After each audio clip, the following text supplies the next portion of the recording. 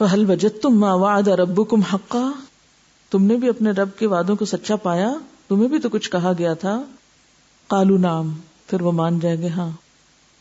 فَأَذَّنَ مُؤَذِّنٌ بَيْنَهُمْ، اتنے میں ایک آذان یعنی ایک پکار اٹھے گی، اللعنۃ اللہ علی الظالمین، کہ اللہ کی رحمت سے دور ہوں ظالم لوگ. کون تھے یہ ظالم؟ الذین یصدون عن سبیل اللہ، جو لوگوں کو اللہ کے راستے سے روکتے تھے، اللہ کے راستے کی رکاوٹ بنے ہوئے تھے. اور کس طرح؟ وَيَبْغُونَهَا عِوَجًا، اس کا ٹیڑھا پن تلاش کر کے. دین تو ٹیڑھا نہیں، لیکن ان کی اپنی نگاہ ٹیڑھی تھی، لہٰذا وہ دین کے اندر طرح طرح کی حجتیں، بحثیں، ایسی ایسی باتیں نکالتے رہتے تھے کہ لوگ دین کی طرف آنے کی بجائے اس سے متنفر رہیں. یہاں جہنم میں جانے والے وہ ظالم کہ جو دین میں نقص نکال نکال کے اور غلط طریقے اختیار کر کے لوگوں کو دین سے متنفر کرتے تھے کہ آج 1400 سال بعد یہ نہیں چل سکتا اور یہ ممکن نہیں اور ایسا نہیں ہو سکتا. وَهُمْ بِالْآخِرَةِ كَافِرُونَ، اور آخرت کے تو بالکل انکاری تھے، بالکل بھولے ہوئے تھے کہ قیامت کے دن بھی ہے اور پکڑ بھی پوچھ بھی ہوگی، ورنہ ایسا نہ کرتے. وَبَيْنَهُمَا حِجَابٌ، اور ان کے درمیان ایک آڑ ہوگی، رکاوٹ ہوگی، ایک حجاب ہوگا. کن کے درمیان؟ جنت اور جہنم والوں کے. یعنی جہنم والے ان نظاروں کو بھی دیکھ نہ سکیں گے. کن نظاروں کو؟ جس میں جنت والے ہوں گے. اب کیا ہوگا؟ وَعَلَى الْأَعْرَافِ رِجَالٌ، آراف پر بھی کچھ لوگ ہوں گے. آراف کی تفسیر میں کئی ایک معنی بتائے گئے ہیں. یعنی آراف کیا چیز ہے؟ مینارے اور برجی کے لیے بھی استعمال ہوتا ہے، ٹاور کے لیے. تو ٹاور پر کچھ لوگ کھڑے ہوں گے یا بلند دیوار پر، اور ایسا برج یا دیوار جو پہاڑی پہ بنائی جائے اس کو عرف کہتے ہیں. تو بنیادی طور پر عرف کا معنی بلندی کے ہے، مراد اس سے کیا؟ بلندیوں والے. اس میں ایک روایت تو یہ ہے، ابن جریر نے حضرت حذیفہ کا قول نقل کیا ہے کہ نبی صلی اللہ علیہ وسلم سے جب اہل آراف کے بارے میں پوچھا گیا تو آپ نے فرمایا یہ وہ لوگ ہیں جن کی نیکیاں اور برائیاں برابر سرابر ہوں گی، بالکل ایک جیسی. اس لیے جہنم سے تو نجات ہوگی مگر جنت میں بھی داخل نہیں ہوئے. ان کو اس مقام آراف پہ روک لیا گیا یہاں تک کہ تمام اہل جنت اور اہل دوزخ کا حساب اور فیصلہ ہو جانے کے بعد ان کا فیصلہ کیا جائے گا اور بالآخر ان کی مغفرت ہو جائے گی اور جنت میں داخل کر دیے جائیں گے. یہ ابن کثیر نے لکھا ہے. ایک اور روایت میں حضرت جابر بن عبداللہ فرماتے ہیں کہ رسول اللہ صلی اللہ علیہ وسلم سے دریافت کیا گیا کہ اہل آراف کون لوگ ہیں؟ آپ نے فرمایا یہ وہ لوگ ہیں جو اپنے والدین کی مرضی اور اجازت کے خلاف جہاد میں شریک ہوئے اور اللہ کی راہ میں شہید ہوئے. تو ان کو جنت کے داخلے سے ماں باپ کی نافرمانی نے روک دیا اور جہنم میں داخلے سے شہادت فی سبیل اللہ نے روک دیا. وہ سٹک ہو گئے بیچ میں، ایک طرف اتنی بڑی نیکی اور ایک طرف اتنی بڑی نافرمانی. تو اب وہ برابر ہو گئے، نہ جنت میں جا سکتے ہیں نہ ابھی جہنم میں، لہذا بیچ میں ہے. تو علی الاعراف رجال. ایک تیسرا معنی یہ بیان کیا گیا ہے کہ عرف کا معنی عربی زبان میں بلندی کا ہے، تو آراف والوں سے مراد بلندی والے لوگ ہیں، یعنی دنیا میں جن لوگوں کو بلندیاں عطا ہوئی تھیں دین کا پیغام پہنچانے یا دین کی تبلیغ کی وجہ سے، جیسے انبیاء ہیں یا دین کی دعوت دینے والے لوگ جو عام معاشرے سے بلند مرتبہ ہوتے ہیں، وہ جنت والوں کو بھی پہچان رہے ہوں گے اور جہنم والوں کو بھی. ایسے لوگوں کو جو دین کی طرف لوگوں کو بلائے، پھر جو اس کی بات مان جائے اور جو اس کی بات کا انکار کرے، تو یہ معنی بھی معقول معنی لگتا ہے. بہرحال وہ جو بھی ہوں، اصل چیز وہ ہے جو وہ تجربہ یا مشاہدہ کریں گے، جو ہر ایک کو ان کے علامات یا چہرے کے نشان سے پہچانیں گے، انہیں قیافے سے پہچانیں گے. اچھا یہ فلاں ہے جنت میں، اچھا وہ فلاں ہے جہنم میں. یعنی ان کو ووٹ نہیں ہوگی کیونکہ یہ اوپر ہوں گے، ایک ایسے مقام پر ہوں گے جہاں سے جنت اور جہنم دونوں کا مشاہدہ کر سکیں گے. ونادوا اصحاب الجنہ، جنت والوں سے پہلے بات کریں گے وہ. کیسے؟ ان سلام علیکم، سلام سے آغاز کریں گے. وہ کیوں؟ عادت تھی نا دنیا میں، اور سنت بھی یہی، طریقہ بھی یہی، تو وہاں بھی سلام سے آغاز کریں گے بات کا. لم يدخلوها، وہ ابھی اس میں داخل نہیں ہوں گے. وہم یطمعون، اور ان کو امید ہوگی کہ ہم بھی ابھی پہنچتے ہیں وہاں. وَإِذَا صُرِفَتْ أَبْصَارُهُمْ تِلْقَاءَ أَصْحَابِ النَّارِ، اور جب ان کی نگاہیں دوزخ والوں کی طرف پھیری جائیں گی، قَالُوا رَبَّنَا لَا تَجْعَلْنَا مَعَ الْقَوْمِ الظَّالِمِينَ، تو کہیں گے یا رب ہمیں ظالموں کے ساتھ شامل نہ کرنا. اب اگر یہ وہ لوگ ہوں گے جن کی نیکیاں اور برائیاں برابر ہوں گی اور ان کو وہاں پہنچنے سے پہلے ہی دونوں جگہ دکھا دی جائیں گی، تو ان کا پھر حال یہاں بیان ہو رہا ہے کہ اس وقت ان کی کیفیت کیا ہوگی. کاش اس وقت ان لوگوں کو دیکھ کر جو کیفیت ہوگی جنت اور جہنم والوں کو، وہ آج ہم محسوس کر سکیں.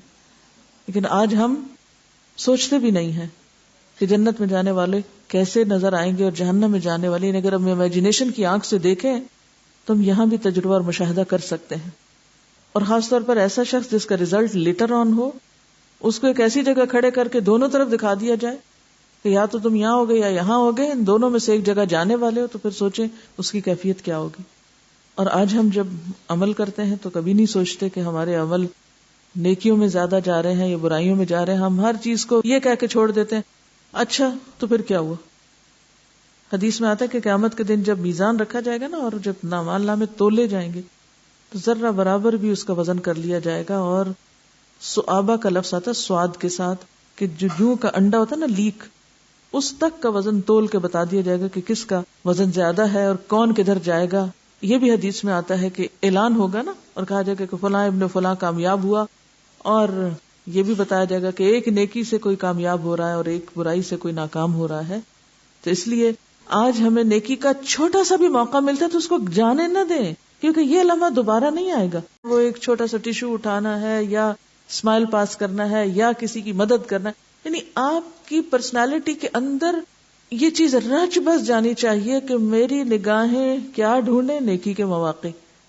میرا دماغ کیا سوچے، کہاں کیسے کیا نیکی کروں. یعنی ہر وقت ایک خیال رہے، کیونکہ وہ یادوں میں رب ہے نا، تو پھر ہر وقت خیال کہتا ہے اچھا اس کو کیسے خوش کروں. بہرحال اب کیا ہوگا، وہاں وہ توبہ استغفار کریں گے کہ یا اللہ ہمیں ظالم قوم کے ساتھ شامل نہ کرنا. وَنَادَى أَصْحَابُ الْأَعْرَافِ رِجَالًا، اور اصحاب الاعراف کچھ لوگوں کو پکاریں گے، یعرفونہم بسیماہم، جن کو وہ ان کے نشانات سے پہچان رہے ہوں گے، ان کے چہروں سے پہچان رہے ہوں گے. جہنم کے کچھ لوگوں کو دور سے دیکھ کے پہچان جائیں گے. نگاہیں اتنی تیز ہوں گی یا اتنی آبزرویشن زبردست ہوگی کہ وہ دور سے پہچان جائیں گے اچھا یہ فلاں جہنم میں پڑا ہوا ہے. اس وقت پوچھیں گے قالوا ما اغنى عنكم جمعكم، تمہارا جتھا، تمہارا گروہ، تمہاری پارٹی کچھ کام نہیں آئی تمہارے. کہاں گئے تمہارے ساتھی، چھوڑ گئے سب. ما اغنى عنكم جمعكم وما كنتم تستكبرون، وہ ساری چیزیں کدھر گئی جن پہ تم فخر کیا کرتے تھے، جن کی وجہ سے تم تکبر میں مبتلا تھے، جن کی وجہ سے تم اپنے آپ کو بڑی چیز سمجھتے تھے اور حق کے آگے جھکنا نہیں چاہتے تھے. کہاں گیا وہ سب کچھ جس پہ تم فخر کر رہے تھے، جس پہ تم پھولے ہوئے تھے، جس پہ تم اپنے آپ کو بہت بڑا کچھ سمجھتے تھے، وہ سب کہاں ہے؟ وہ تو کام ہی نہیں آیا تمہارے. تو بات یہ ہے کہ اس وقت انسان ہوش میں آئے گا اور اس وقت انسان کہے گا کہ یہ کیا ہو گیا میرے ساتھ، وہ کدھر گئے سارے. غیر اللہ یتخذ ولیا، وہ غیر اللہ کے سارے دوست کدھر گئے جن کی محفلوں میں بیٹھ کے میں اللہ کے دین کا مذاق اڑاتا تھا. کیونکہ عموماً انسان جب اکیلا ہوتا ہے نا تو وہ ڈرتا ہے، جب اس کو اپنے ہم خیال لوگ مل جاتے ہیں تو بڑا بہادر ہو جاتا ہے. تو جب نیک لوگوں کے ساتھ آپ بیٹھے تو نیکی میں آگے بڑھتے ہیں اور آپ کو ایک سپورٹ ملتی ہے. اسی طرح جب آپ غلط لوگوں کے ساتھ بیٹھتے ہیں تو آپ کو ان کی دیکھا دیکھی غلطی پر دلیری ہوتی ہے، گناہ پر دلیری ہوتی ہے. تو جو کمپنی ہے یا صحبت ہے یا جو آپ کے ساتھی ہیں یا دوست ہیں یا جماعت ہے یا پارٹی ہے یا جتھا یا گروہ ہے، واٹس ایور، جن لوگوں کے بیچ میں آپ ہوتے ہیں، اب وہی ہوتے ہیں جن میں آپ رہتے ہیں، اب وہی بن جاتے ہیں جو آپ کے آس پاس ہوتے ہیں. اسی لیے صالح لوگوں کی صحبت اور کمپنی اور مجلس بے حد ضروری ہوتی. بہرحال آج بھی اور پہلے زمانے میں خاص طور پر لوگوں کو اپنے پارٹی اور اپنے لوگوں کی کثرت اور بھیڑ پہ بڑا ناز ہوتا تھا اور بڑا فخر ہوتا تھا، اور ان کی جو بیکنگ ہوتی تھی اس پہ وہ پھولے نہیں سماتے تھے اور اس وجہ سے غلط کام کرتے تھے. کیونکہ عموماً آپ دیکھیں کہ اگر آپ کے پاس چوائس ہو اور ایک طرف دنیاوی شان و شوکت ہو اور ایک طرف غریب لوگ ہوں لیکن ایمان والے ہوں، تو عموماً چوائس کیا ہوتی ہے لوگوں کی؟ کدھر جاتے ہیں؟ ظاہری چمک دمک کی طرف. یہ نہیں دیکھتے کہ ایمان والا کون ہے، کس کے اندر ایمان ہے اور کس کی مجلس اور صحبت میں بیٹھ کے میری آخرت بن سکتی ہے. عموماً ہم فخر بھی تو اسی پہ کرتے ہیں نا کہ فلاں میرا دوست ہے، فلاں فلاں فلاں بڑا جو ہے وہ میرے ساتھ ہے، مجھے دنیا میں کوئی ڈر نہیں ہے، مجھے کوئی نقصان نہیں ہو سکتا. لیکن یہ سب کچھ تو دنیا کے لیے، آخرت کے لیے کس بڑے کی صحبت اور کس بڑے کا ساتھ ہے. لہذا وہ کہیں گے یہ دیکھو جن کا تم دنیا میں مذاق اڑاتے تھے ان کی دینداری کی وجہ سے، اور کہتے تھے قسمیں کھا کے کہ یہ تو ایسے ہی بیکار لوگ ہیں، دنیا میں ان کو کچھ نہیں ملا، آخرت میں کون دے گا، ان سے آج کہا گیا ادخلوا الجنہ، جنت میں داخل ہو جاؤ، لا خوف علیکم، تم پر کوئی خوف نہیں، ولا انتم تحزنون، نہ تم غمگین ہوگے۔ اب دوسری طرف دوزخ والے اب جنت والوں سے بات کریں گے، ایک اور کمیونیکیشن لائن سامنے آئی، اور کیا کہیں گے؟ کہیں گے ہمیں کچھ پانی دے دو، پانی چاہیے۔ اب آپ دیکھیں کہ ہر ایک کی گفتگو کا رنگ فرق ہے، اعراف والے ان کی گفتگو الگ ہے، جنت والوں کی گفتگو الگ ہے، اور جہنم والوں کی گفتگو الگ ہے۔ تینوں کی گفتگو کو کمپیریزن کریں، تینوں کی بات کو اگر آپ دیکھیں تو ہر ایک اپنے ہی سچویشن کے مطابق بول رہا ہے۔ اب یہاں پر دوزخ والے سب کچھ بھول جائیں گے، وہ جس جہنم میں ہوں گے وہ کہیں گے ہمیں پانی چاہیے، ہمیں پانی پلاؤ، ان افیدوا علینا من الماء، تھوڑا سا پانی ادھر بھی کھول دو، او مما رزقکم اللہ، پانی نہیں دیتے تو جو کچھ کھانے پینے کا کچھ بھی وہی پھینک دو ہماری طرف، تھوڑا پھینکو ہماری طرف بھی۔ جنت والے کیا کہیں گے؟ یہ چیزیں اللہ نے کافروں پہ حرام کر دی ہیں، کافروں کو یہ چیزیں نہیں مل سکتی، اب نہ پانی ہے نہ کھانا ہے، ان کے لیے سموم ہے اور حمیم ہے اور تسلیت و جہیم ہے اور غسلین ہے، اور یہی سب چیزیں ان کے کھانے کے لیے۔ ان افیدوا علینا من الماء او مما رزقکم اللہ قالوا ان اللہ حرمہما علی الکافرین۔ کون ہے یہ کافر؟ ذرا آپ دیکھیں، آپ جب کافرین کی بات کرتے ہیں تو ڈیفینیشن کیا ہوتی ہے، یہاں آپ دیکھیے ڈیفینیشن کیا کی جا رہی ہے۔ یہ وہ لوگ نہیں جن کا کوئی دین نہیں تھا۔ ہم کافر کس کو کہتے ہیں؟ یہ اللہ تعالیٰ کیا فرماتے ہیں کون ہے کافر؟ یہ نہیں کہ ان کا کوئی دین مذہب نہیں، جن کا دین مذہب تو ہے لیکن دین کے ساتھ انہوں نے کھیل تماشا بنا رکھا ہے، جنہوں نے اپنے دین کو کھیل تماشا بنا رکھا ہے، تفریح بنا رکھا ہے، اور دنیا کی زندگی نے ان کو دھوکے میں ڈال رکھا ہے۔ آپ دیکھیں کہ دو طرح کے دین والے ہوتے ہیں، دین والوں کی دو قسمیں ہیں۔ اس کو دین بھی کون سا پسند ہے؟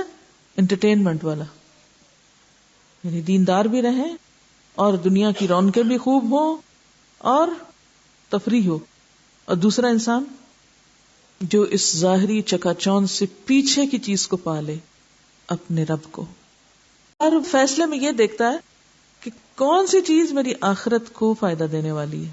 نتیجہ کیا ہے کہ ہم ان کو آج بھلا دیں گے، اس لیے کہ وہ دنیا میں رہ کے اپنے رب کو بھولے ہوئے تھے، اپنی آخرت کو بھولے ہوئے تھے، آخرت کو دنیا میں بھلائے رکھا، لہٰذا آج ہم ان کو بھلا رہے ہیں۔ اللہ کو چھوڑ کے ہر وہ چیز جو ہمیں اپنے اندر مشغول کر لے کسی بھی وجہ سے، یہی تو بھلانا ہوتا ہے۔